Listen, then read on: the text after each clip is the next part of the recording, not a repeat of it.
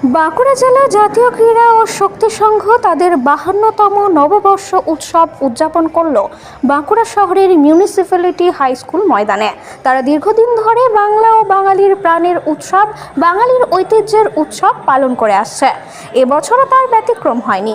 নানান সাংস্কৃতিক অনুষ্ঠানের মাধ্যমে এই নববর্ষ উৎসব উদযাপিত হলো। এদিনের অনুষ্ঠানে বিশিষ্ট চিকিৎসক তথা সমাজসেবী ডক্টর বাণীপ্রসাদ চ্যাটার্জি বাঁকুড়া জেলা জাতীয় ক্রীড়া ও শক্তি সংঘের ধারাবাহিক নববর্ষ উৎসব উদযাপনের উদ্যোগকে সাধুবাদ জানিয়ে জাতীয় ক্রীড়া ও শক্তি সংঘের সাথে তার হার্দিক সম্পর্কের অতীত দিনগুলোর স্মৃতিচারণা করেন এবং সংঘের সার্বিক সাফল্য কামনা করেন। এদিনের অনুষ্ঠানে বিশিষ্টদের মধ্যে উপস্থিত ছিলেন সংঘের মুখ্য উপদেষ্টা ডক্টর অমিতাভ চট্টরাজ, সংঘের সভাপতি দীপক ঘোষ, সংঘের অন্যতম কর্ণধার রবীন মণ্ডল প্রমুখ ব্যক্তিবর্গ।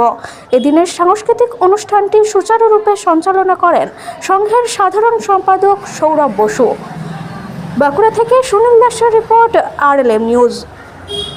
ছাত্রছাত্রী এবং জনগণের মধ্যে ছড়িয়ে দিয়েছেন। আজকে সেটা আরও বড় আকারে বিভিন্ন জায়গায় প্রকাশ পাচ্ছে।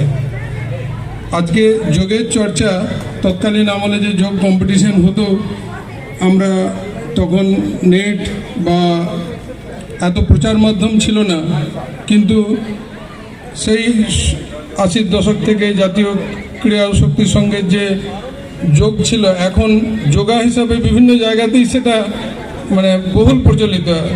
যোগ থেকে এখন সেটা যোগায় পরিণত হয়েছে, কিন্তু শরীরচর্চার যে চল চালু হয়েছে, আশা করি আগামী দিনে এটা আরও বেশি প্রচারিত হবে, মানুষের সুস্বাস্থ্য গড়ে উঠবে এবং এই বাঁকুড়াবাসীর সুস্বাস্থ্যের পিছনে জাতীয় ক্রীড়া এবং শক্তি সংঘের যে অবদান, সেটা অবশ্যই আমরা সকলে মনে রাখব। আজ এই শুভ দিনে আমি বড়দের প্রণাম জানাই